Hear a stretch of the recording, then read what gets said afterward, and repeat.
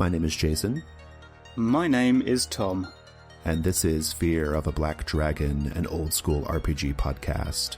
And today we're visiting Yoon-Suin to walk the fabulous and decadent streets of the Yellow City. Our first segment is a basic crawl. So this is our first setting book, Yoon-Suin, The Purple Land. And we're doing kind of a two-part thing because it's a good-sized book. This first part is going to cover about the first 140 pages or so, the portion of the book that covers the Yellow City part of the setting, plus some of the surrounding areas. We're also going to mention some of the cool appendixes in the back. The book was written by David McGrogan, and it features art by Matthew Adams. It starts with a short but highly evocative description of the Yellow City, its society, its culture. The Yellow City is essentially a city of decadence. In this setting, it's the very height of wealth, art, education, but it's also filled with cruelty and depravity. It functions on a strict caste system. At the top are the slug people, who are thought to have built the city and are the only ones who are allowed to own property. Then come humans, who are further subdivided into to hierarchies of their own. And at the bottom, we have the crab men, and we'll talk a little bit more about them later. The people of the Yellow City are said to be united by a love of three things: opium, knowledge, and tea. And those three things are sort of suffuse throughout the book, right? Or especially the Yellow City portion. This descriptive section that I'm talking about right now also describes the surrounding regions of the Old Town, La Hague, which is a sort of haunted jungle, as well as the Topaz Isles. And now after this descriptive section, which also covers the whole book, not just the Yellow City, there's some advice on how to use the book to build your campaign. There's then a section on creating characters in the setting and an extensive bestiary, which has a lot of setting-specific and evocative monsters and creatures of all kinds in it. And then from page 79, that's where the material dedicated to the Yellow City begins. That includes tables for social groups that your PCs might be a part of, each of which includes NPC types that you might find within that group, plus rumours and plot hooks. So, for example, it has tea shops, opium dens, noble houses, explorers' guilds, and philosophical societies. And it's important to note that all of these elements are generic and give you a lot of flexibility in how to use them and how to combine the elements that come up when you roll on them. You then have a series of general tables, including random humans and slug people that you might run into, rumours and hooks, random locations and encounters, city neighbourhoods, communities that are found inside the Gulf of Morays, into which the God River that pierces the city flows, and also some hex encounters that you might pepper that area around the sea with. The next section is called Adventuring in the Old Town, and this is a pretty big shift in the text, actually. It's a really cool one, though. The Old Town is like this abandoned, overgrown area of the city, and it functions as a sort of mega dungeon. This section of the book details a procedure that you follow when your characters wish to explore the Old Town. It includes several tables, including special sites they might discover, ancient artifacts, and various types of encounters. So by now we're up to page 140, but we also are going to talk a little bit about some of the appendixes in the back of the book that you're going to want to check out, including appendixes for the various types of opium that's available in the setting and tea, both of which are so important to the Yellow City. So let's just flow right into things that we loved about Yoon-Suin, the Yellow City. Tom, what do you got? Well, my short answer, of course, is everything, but the shackles of the format require me to be more specific. So, it does indeed, yes. Okay, well, here's a slightly high-level thing, I think, is that it uses a lot of atypical influences. This is a setting that, unlike your standard Tolkien-esque or Lankmarish D&D fantasy, draws on Tibet, northern and eastern India, Southeast Asia, and the kind of cultures and stories and literature of that area. But it wears its research very lightly. Like a lot of this kind of book that you might have seen previously will bore you to death with extensive... well, there's a bit of purple prose in here as advertised on the back cover, but not too much of it. It gets on with it, presents the facts for you to deal with straight away. So I think it's an excellently straightforward presentation of very unusual and just really fascinating material. On which note, I love the DIY-ness of it, right? There's not a setting here for you to master. Okay, it's a whole bunch of tables and random generators and different bits and pieces for you to combine so that everyone's game that's in Yoon-Suin is going to be different. And also, that you have a kind of emergent sense of wonder because nobody at the table knows what's going to come up because you'll be randomizing combinations of things pretty often. And often the individual entries on any given column of the table are not that fascinating or amazing by themselves, but it's the way that they end up combining to spark your imagination to do something that you would not have otherwise thought of, which is the key to all OSR random tables, right? But in this case, I think it's super effective. Yeah, that's actually a pretty good segue into one of the things that I was going to say I love about it, and I'll just kind of interject with that now. I think that David, the author, has managed to pull off something really amazing with this book. This is a really evocative setting, one that, in my opinion, practically breathes on the page. You're reading through this stuff and you just get such a sharp image in your mind of what is happening, or at least your version of what is happening, right? But at the same time, it doesn't really tie your hands in any way. Unlike a lot of setting books I've seen out there, which have, detailed factions and NPCs and things like that. This book gives you the flavor of those things, but it creates a really huge amount of space to kind of make it your own. When I'm prepping a game, I like to create my own stories, my own political intrigues, my own twisty dramas. I like to pull from other sources to sort of give me the color and the flavor and maybe the encounters that I want as a part of that. But ultimately I like for it to be my story. And this is really like a toolbox in that sense, right? And I just love that about it. Yeah, I think you're very right. And one of my favorite bits you've already mentioned, and I think that functions especially in this way, is the setting up a social circle. To kind of give an example, right? So if I flip to the page that has a place of learning as the social circle, right? You've got a column for NPCs, a column for other NPCs, and then a rumors and hooks column. And that's really all you need to set up that whole little milieu. You generate two interesting people that the PCs will meet quickly, and whatever's going on with them, and that will just spark everything into life straight away. It's such a fine touch. It's, as you say, really impressive. Well, there's just one other thing I wanted to say about the book that I really enjoy, and that is the art style. Matthew Adams's art is really striking, particularly the cover art. The cover art is what drew me to this. I saw the cover art and I was like, I don't know what this book is about. I had read no reviews at that point. I was like, I have no idea what this book is about, but the author had the taste and foresight to choose that piece of art for their cover. And so I'm here for it. I'm going to buy this. Yeah. It's so striking. It's got this strong, retro, almost 1960s sort of illustration style to it. I just dig it so much. Yeah, it definitely reminds me of something from children's or young adult, maybe fantasy fiction of the 60s and 70s, but I can't quite put my finger on it. It's I can't either. I was thinking Dr. Seuss kind of, but I was like, no, that's not quite right.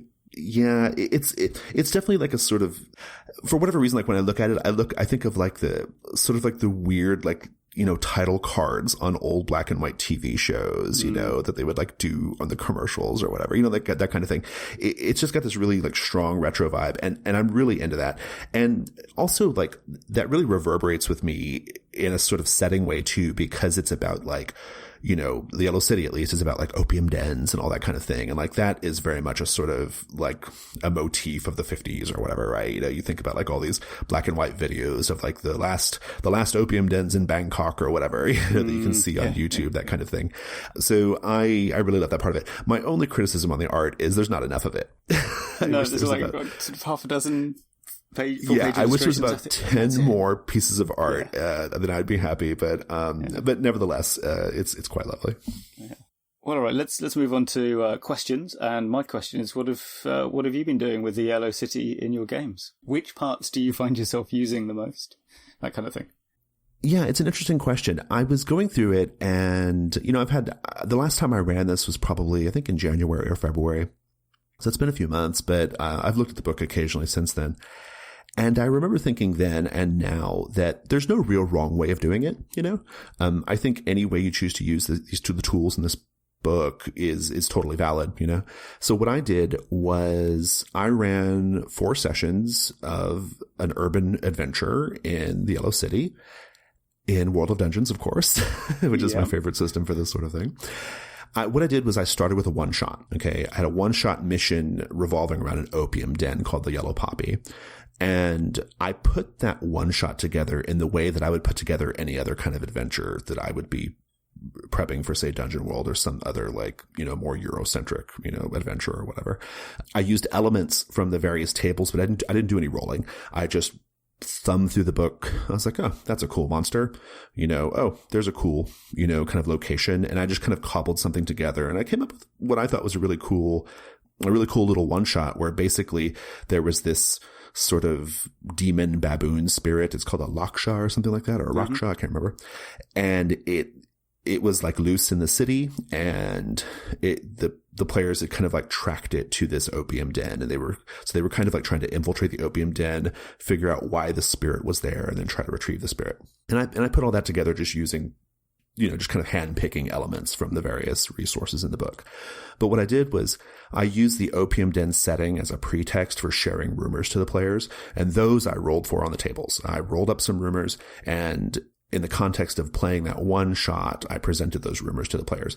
And then at the end of the session, we had a chat about, you know, of these rumors, now that this one shot portion is over, what are you interested in doing? And, you know, based off that conversation, I wrote some short kind of encounter sequences and mini adventures based off those rumors in between sessions, and then and kind of presented those so they could go wherever they wanted based off those rumors. I think I had to roll one random encounter during the third session because the players decided to zig when I expected them to zag, but it worked fine.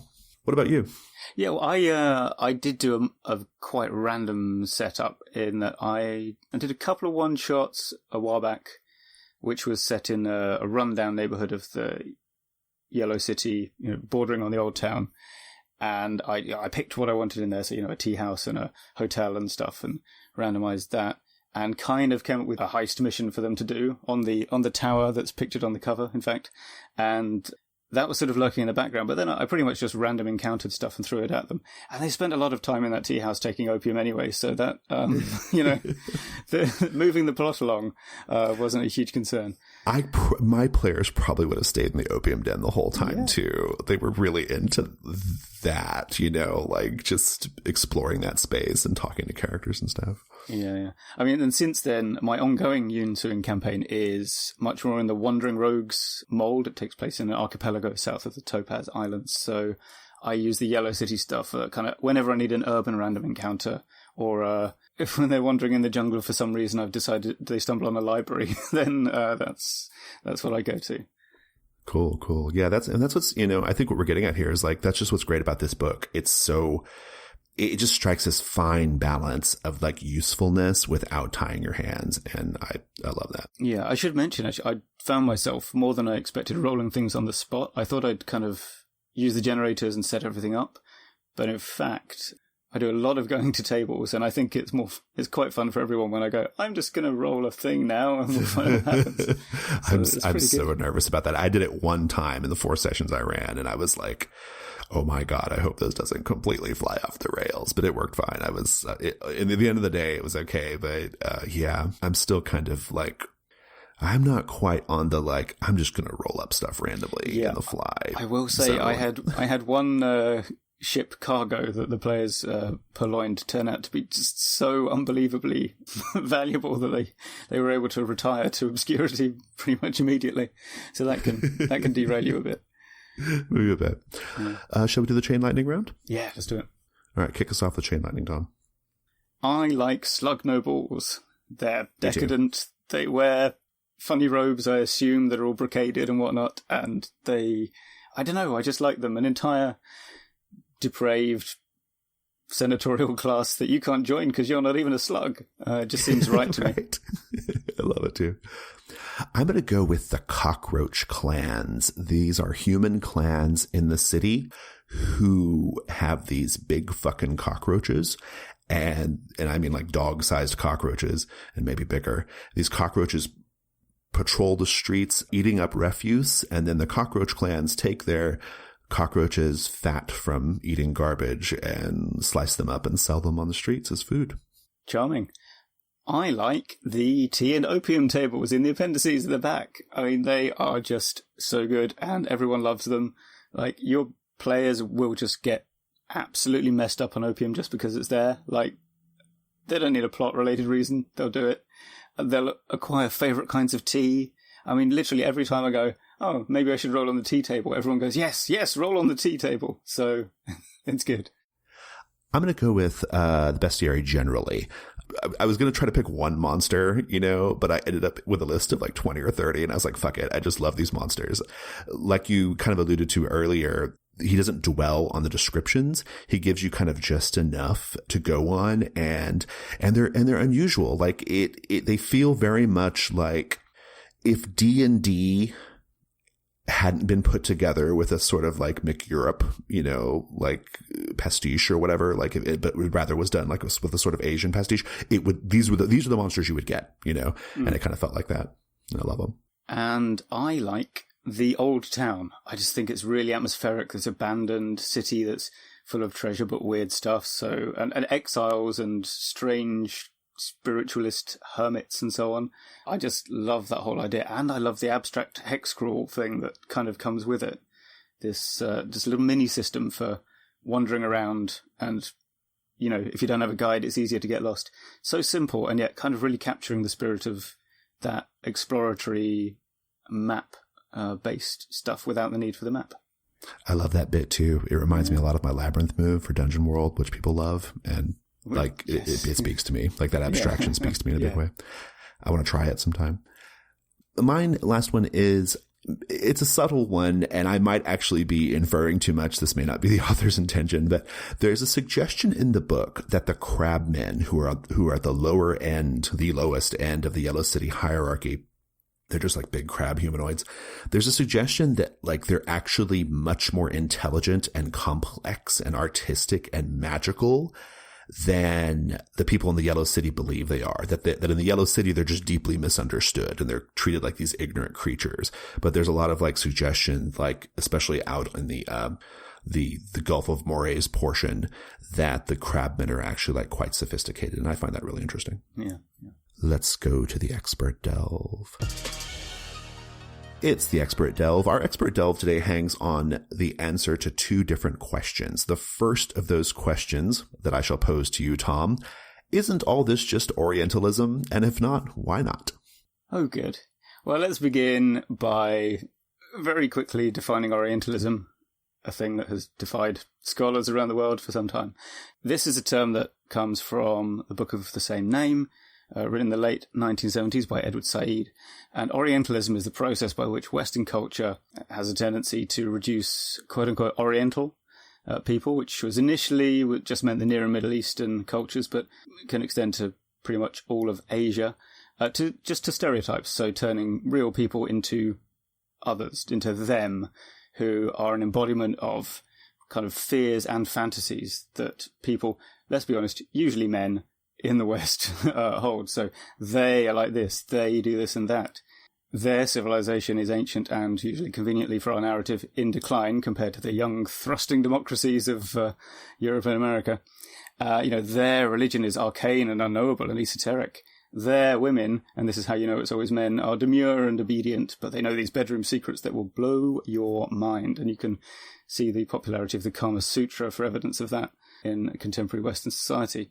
Now, this term, or this use of the phrase Orientalism or Orientalist, actually postdates Orientalist art, which is that kind of chinoiserie and related fields where painters or sculptors or musicians would deliberately take Asian themes and use them as a dash of spice to add exoticism and unusualness to their work. And you can argue that this comes from a well-intentioned starting point. They've seen this far-off place full of fascinating, cool, weird images and things that they don't know about, and they want to explore them. And I think it's fair to kind of group Oriental fantasy settings and role-playing games in with that group. It sort of comes from a, broadly speaking, good place, but often lands in stereotypes and stock portrayals that maybe don't get us anywhere. And so the question is this the case in Yoon-Suin, being inspired as it is by Tibet and India and Southeast Asia and so on? And I think it doesn't, because, as you mentioned earlier, Jason, it treats the melange of influences that it has in the same way that D&D does to its Tolkien and European history and various bits and pieces of fantasy. It kind of smashes them together into a Asian-inspired smoothie that is delicious and refreshing. And delicious and refreshing Asian-inspired smoothie. Yeah. For example, it doesn't have real-world analogues, right? There's no Japan land or China land or Thailand land. It's, like the Yellow City, for example. What is that? It's not fantasy Singapore or Bangkok exactly. I mean, it's on rivers, sure, but, it recalls other places. It reminds you of things, but it isn't standing in for those things. And I think that's an important part of it. Yeah, I'm glad you bring that up, because I'm not super versed in this idea of Orientalism. I know that as a person living in 2017, when I look at things like the old Oriental Adventures book from D&D, I feel a little squicked out by it. I look at that and I think, my God, like, this is, it's, like you say, it's got this like almost like, it's just got this really reductive view of like, what does it mean to, to be representing like, Asian cultures and Asian myths and things like that. So, so I'm not super well versed in like, the ins and outs of Orientalism, the various criticisms.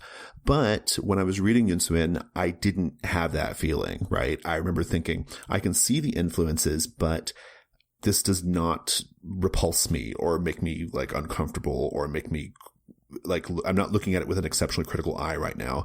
And I could never really quite like verbalize why I thought that was, but I think you've really captured it nicely there.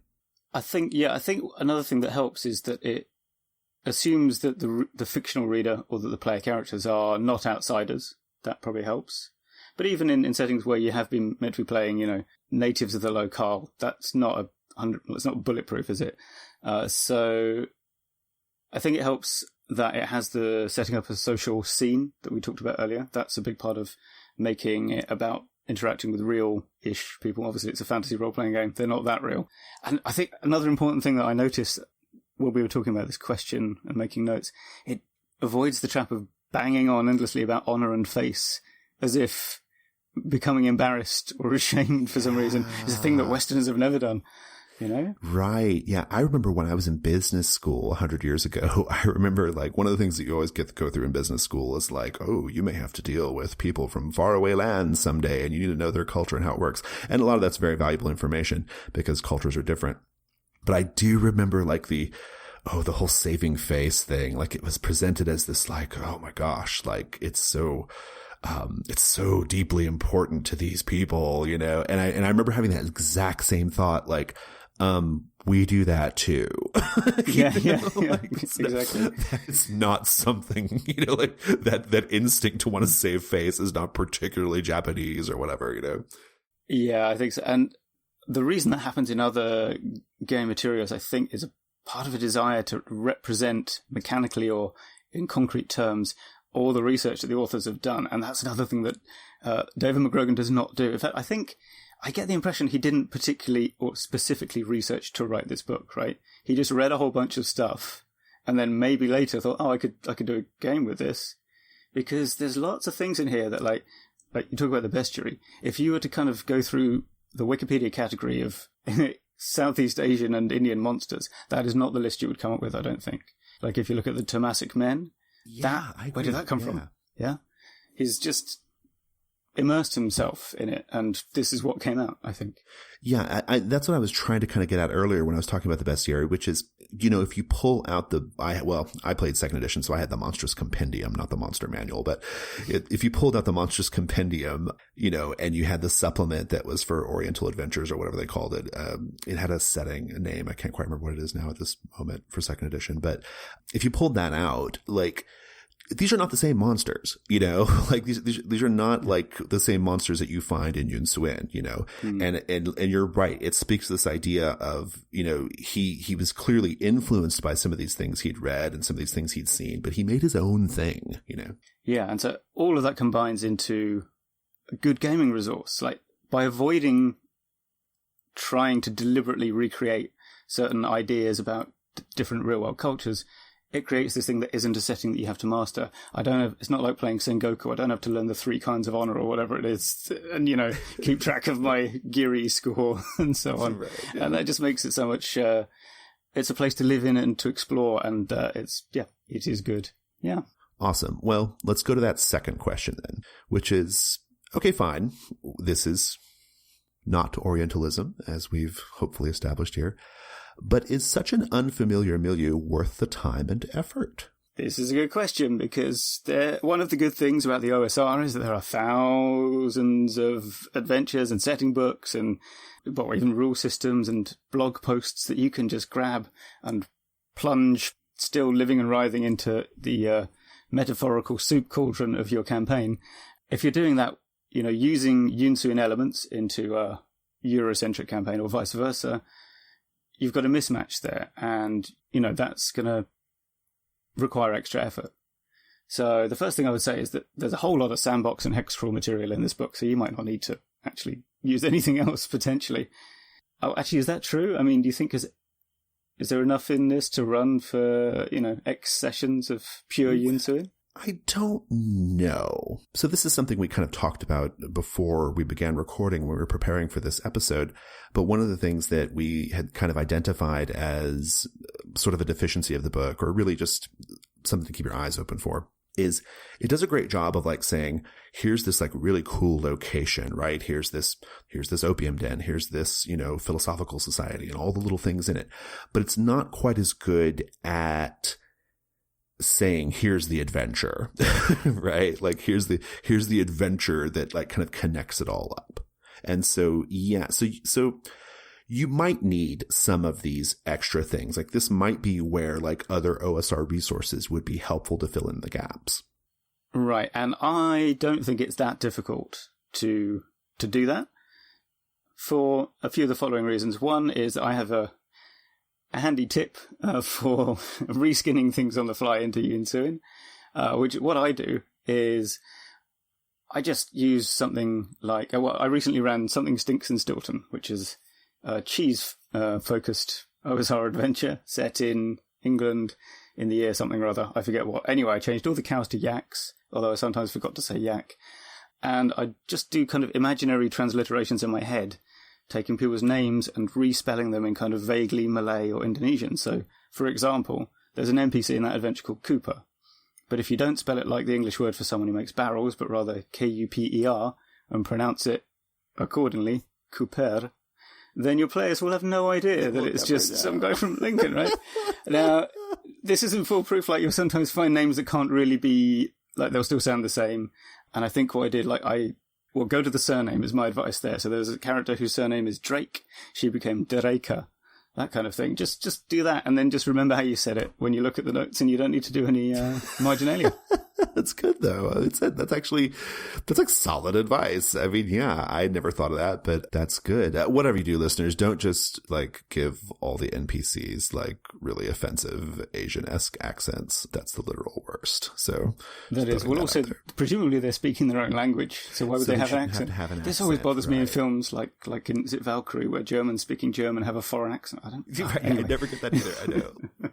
What else do we do? Oh, yeah, so monsters and stuff. So you may find that some of the creatures or whatnot are not very Yoon-Suin-y. For example, I don't think orcs fit there very well. That's just Tolkien.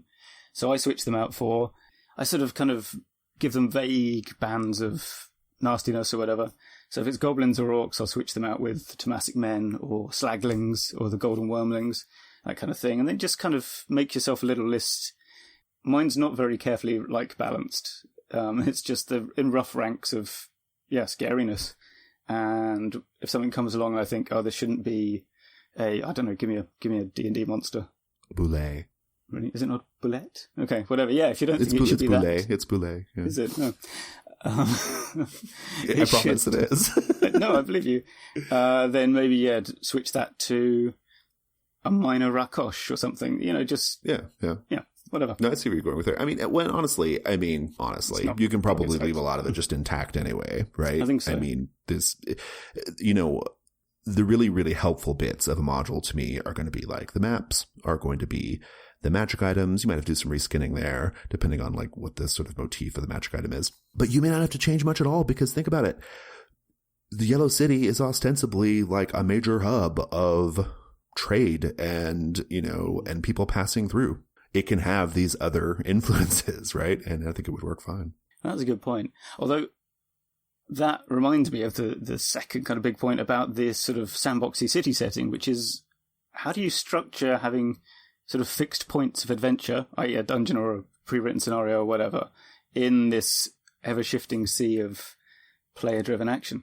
Yeah, it's a tricky question. I suspect you have some options here for us. I may have something in the notes, so I just wondered if you wanted to jump in ahead of me. Well, I mean, I'm interested to hear what you have to say. I mean, I kind of described what I did already, right? Which was I laid out some rumors, and then I talked with my players about it, and then I did that. Like we handled it really meta, Yeah, that's similar to what I do. So one thing is like what you might call the Grand Theft Auto thing. Well, I'm not sure if you're familiar with that popular range of games, Jason, but there's a little bit. Yeah.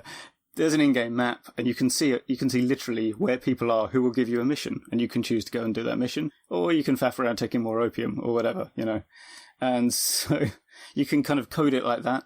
Or what I do with my online game is I have a literal adventure menu of stuff that the players can choose from. They're also allowed to order off menu, but I really just ask them to be kind if they do. And so some of those are actual dungeons they can go and visit that they've heard rumours about, or some of them are just, attacking local shipping on a freelance basis. And that's, there's literally a menu. Yeah, mine was basically a similar thing, right? I mean, we handled it in the fiction, like we had all the rumors, and then we talked about it just in a meta way, like what do we want to do?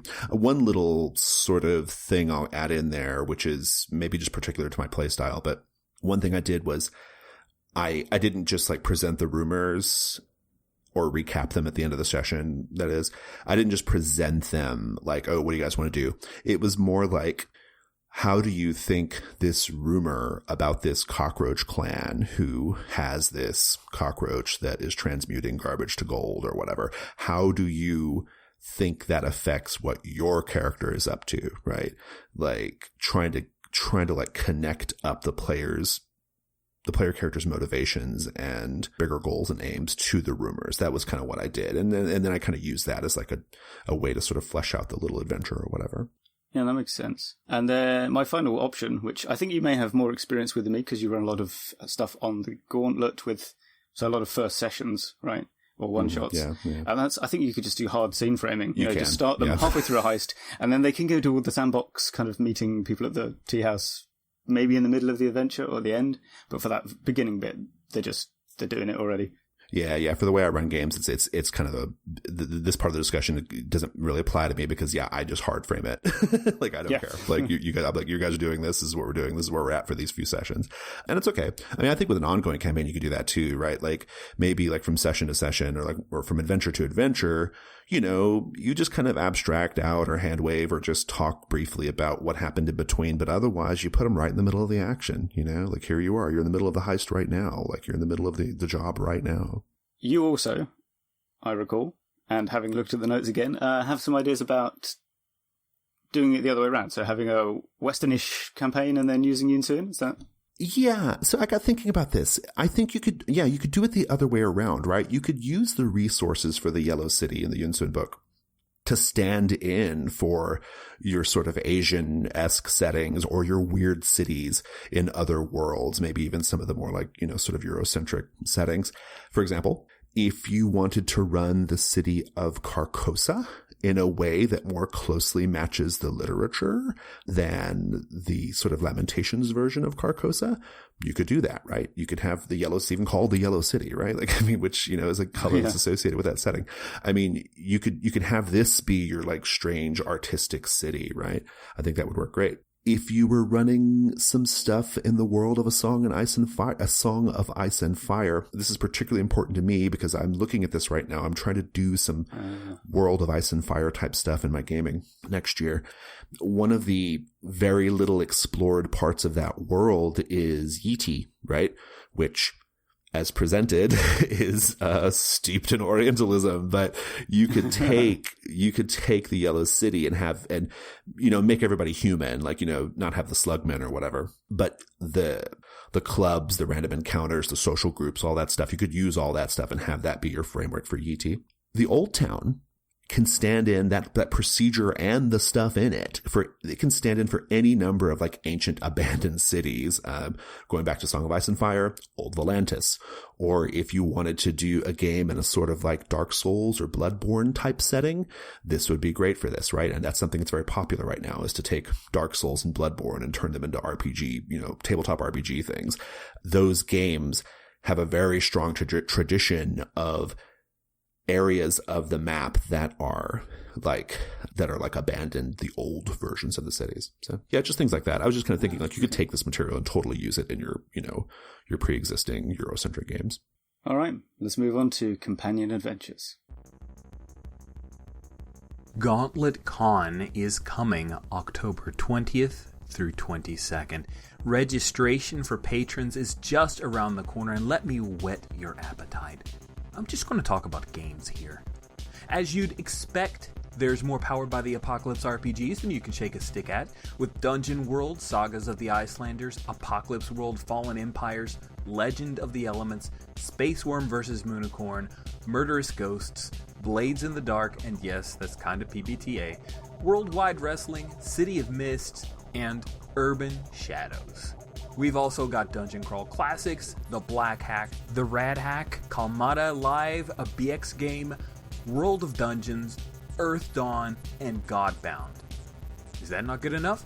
How about some more? Fate Accelerated, Swords Without Master, Heroes of the Hearth, Tenra Bansho Zero, Golden Sky Stories, Rocker Boys, and Vending Machines. Oh, you'd rather play in some games run by their designers. Oh, how about Monster Hearts and Dream Askew by Avery Alder, Sig by Jason Pitt, Pugmire by Eddie Webb, Alas for the Awful Sea by Haley Gordon, Happiest Apocalypse on Earth by Christopher Gray, Threadbare by Stephanie Bryant, The Veil Cascade by Fraser Simons, High Plains Samurai by Todd Crapper, Dust, Fog, and the Glowing Embers by Slade Stoller, or Melandros by Tom McGrenery. Oh, I see. You'd rather play some bleeding edge games that are still in development. How about Hydro Hackers from Phil Vecchione? Bite Me from Becky Annison, Paul Sega's latest joint, Traverser, Afterlife from Liz C, Sword's Edge, Faithsplosion from Fraser Ronald, Awoke from Jonathan Lavallee, Putin by Adam Robichaux, or Cartel from Mark Diaz-Truman. That's just a sample of some of the games. There are more being added. You need to be a patron to be able to get in early, so please sign up on our Gauntlet Patreon site so that you get the announcement when registration goes live. It's going to be awesome. It's Companion Adventures. Let's start with music. Tom, what do you got? Not really anything except that I recommend looking into the classical music of the inspiring real-world regions for Yoon-Suin, which is to say sort of northern India and Tibet. Actually, I don't know anything about Tibetan music, but in North India, you want to be looking at Drupad and Khyal, the classical stars. And if you're using these for background music, especially, Drupad performances go on for at least an hour, normally per thing. So that's great. Just string together 4 YouTube videos and you're sorted. And then my often go-to thing of gamelan from Indonesia and the Malay archipelago. So Sundanese, Javanese, it's all good. And Balinese, I should mention that as well. My music recommendation is similar, maybe a little more specific. I had the pleasure, when I lived in Austin, Texas, of attending a concert of Tuvan throat singers. Are you familiar with that? Like sort of overtone singing? I am, for the slightly odd reason that when I was at university, I studied music, shamanism, and healing, which involved a lot of kind of Central Asian. Well, no, it doesn't matter. Yes. I want to hear more. No, it's good. Yeah, it's very hard to describe in this format. I'm not going to try, but basically it's this incredibly unique way of singing. And when I hear it's incredibly inspirational for me. That concert was it was almost life changing. Like, it was so powerful to me. But thinking back on it, like when I go through Yoon-Suin, I really think of that. Like, that music sticks in my mind. There's something about, obviously it's got an Asian origin, but there's also just this idea of like ancientness, of oldness, of people who, like the crabmen and the yakmen, for example, people who are, who seem to live simple lives, but are actually have this incredibly complex art, and I just love it. I just think it's so great. Like, you can look up any number of YouTube videos for Tuvan throat singing, and it's just fantastic. Nice. I have a book to recommend, which is slightly not from the right geographical area, but that is The Water Margin, the Shuai-Hu-Juan, which is a classic of Chinese literature. You may have seen the TV series that was on from the 80s, I think. And so I think this has a good model for doing adventures in Yoon-Suin, which is that it sort of varies between the ongoing plot and the sort of, its equivalent of a Monster of the Week episode is the stock thing where one hero is going along and they bump into another hero. That hero has some kind of special ability. Like, I always vividly remember the one where there's one guy who's, I say vividly, I can't remember his name. Anyway, he's a river boatman and he's really good at fighting on boats. He's like Aquaman, right? Don't fight this guy in the water because you'll lose. But as soon as you lure him onto land, he's not so good. So they fight, then they realize they're both heroes. The first one says, hey, why don't you join my hero gang? And the second guy says, sure. And there's just loads of chapters like that. But then there's also the kind of, it doesn't get too esoteric, but there's lots of stuff involving hijinks in monasteries, particularly the bit where Lu Jishan, aka the Flowery Monk, has to go into hiding because he's wanted for murder. I think this is quite early on, like chapter 4 or so. Anyway, he's not very good at staying in hiding as a monk because he keeps getting drunk, ordering specialist weaponry from the town blacksmith, demanding that people sell him dog meat even though as a monk he's not supposed to eat it, breaking stuff in the monastery, falling asleep in the meditation hall. It goes on. Anyway, so yeah, it sort of has these weird rambunctious, but also occasionally heroic episodes that I think are worth looking into as inspiration for the kind of adventures you could be having. Awesome. My other recommendation is, I've already kind of mentioned it, but the Dark Souls video games and/or Bloodborne, which is part of the same series functionally, they do a really nice job of conveying the idea of this old city upon which, or adjacent to, the new city has been built, on or around. And in particular, like in Dark Souls, I think there's a portion called the New Londo Ruins, and then in Bloodborne, it's called Old Yarnum, that section of the map. If you just need like a visual touchstone for like a city that was itself like quite large and vast and populated, but just abandoned to build a new city on top of it, it's a great visual touchstone. So I when I was reading through the Old Town portion of the Yoon-Suin book, that was straight where my brain went. Nice. My final one is an analog game, or rather, two RPG things, both produced by Johnston Metzger. The first is his quite recent game, The Nightmares Underneath, which is actually kind of more Arabian-inspired, but it has a bunch of stuff in it that I think would be useful for running adventures in Yoon-Suin. So it's got institutions such as rules for druggists, necromancers, guilds, printers, tea houses, universities, hotels, all that kind of thing. And pretty good monsters as well, which if you're, racing through the bestiary in Yoon-Suin, you could pretty easily steal. So I think it's not exactly of a piece with Yoon-Suin, but worth a look if you're so inclined. I think there's either free or low-cost art-free version you can get, so you don't have to splash out straight away. The other thing I think is worth looking at, if you are thinking of using World of Dungeons or Dungeon World, are the Dungeon World Far East playbooks that he made. So these are Dungeon World classes such as the Dancer, who has starting moves involving magical dances and being charming and open, or the Elephant Rider, who has an elephant, or what else is there? There's the Monk, there's a Samurai somewhere in here, there's a Ninja. But if you look closely, you'll realise that these are exactly the same as the basic Dungeon World classes. Right? They are. Yeah. And yet, I find them kind of more compelling because they're drawing on these different things to explain, why you're rolling this dice to do this and that. For example, one of the alignments you can have is Islam rather than, good, neutral, or evil. So you're doing stuff in that respect. And I mentioned this on some online forum a while back, and Johnston was on the thread, and he said, I kind of made that as a joke, but I guess if people like them, that's great. And so I said, well, what's up with that? And his explanation, it was just like this. So he kind of objected to people always asking for extra special classes. This speaks to that Orientalism thing we were talking about, right? People want a ninja. He said, yeah, look at the thief. They get rid of traps, they can ambush people, stab them in the back, they're good with poisons. That's kind of a ninja. And then, the other thing he was sort of pointing at, which I think we've alluded to with how, Yoon-Suin doesn't have real-world analogues, is he's kind of, he says it's partly a criticism of people's desire for culturally specific archetypes outside of the culture they're from. So he's saying, a game featuring Indonesian dancers, Thai elephant riders, Shaolin monks, and samurai might be about a lot of things, but it will not be about Indonesian, Thai, Chinese, or Japanese culture.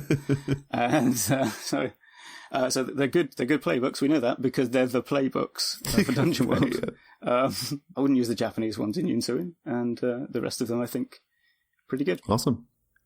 Well, that's our show, folks. If you want to get in touch with us, we are on G+. Just go to the community section of G+, and search for The Gauntlet, and you'll find us there. The Gauntlet, of course, is the illustrious organization that produces this podcast. We are on Twitter at Gauntlet RPG. We have a website. It's gauntlet-rpg.com. We have a Patreon. If you'd like to join us on Patreon, it's patreon.com/gauntlet. Tom, thanks so much. Thank you, Jason. Oh, Tom, before we go. Yes. Yeah. I keep puzzling over this name, the name of the show. Mm-hmm. It's just vexing. Any thoughts on what we could call it instead of Fear of a Black Dragon, which is, let's face it, awful? What would you say to Roper's Delight?